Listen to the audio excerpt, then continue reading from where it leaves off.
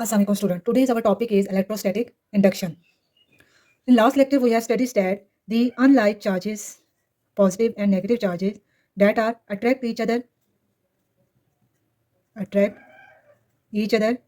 and like charges like positive and positive they are repel each other. In last lecture we discussed that unlike charges and they are like charges. Today we discuss electrostatic induction. So look at this case. We take a conductor AB that are containing positive and negative charges. We clearly see that the positive and the negative charges are randomly distributed within the conductor AB. Now bring the glass rod that is positively charged near the conductor AB. Now what is happening when we bring the positively glass rod near the conductor AB?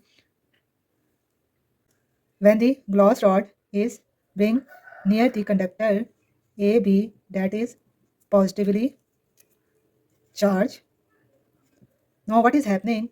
The negatively charged are getting attracted toward the negative charges are coming in, are getting collected at collectively form at an A, and the negative and the positively charge are getting collected. So we clearly see that there is a division of charges is taking place. Accumulation of negative charges at an A due to the attraction by the positive glass rod, and the accumulation of the positive charges at an A and B due to the repulsion by the positively glass rod.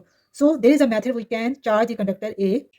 Now we take the glass rod that is negatively charged is bring near the conductor AB that is containing positive and negative charges. When we bring the negatively charged rod near the conductor AB, we see that the positive charges are attracted toward the end A because of the glass rod that attract the positive charges, and negative charges are collecting at end B due to the repulsion by the glass rod that is contain negative charges. So in this case, the positive charges are accumulating at end A and negative charges are accumulating at end B. This phenomena is known as charging by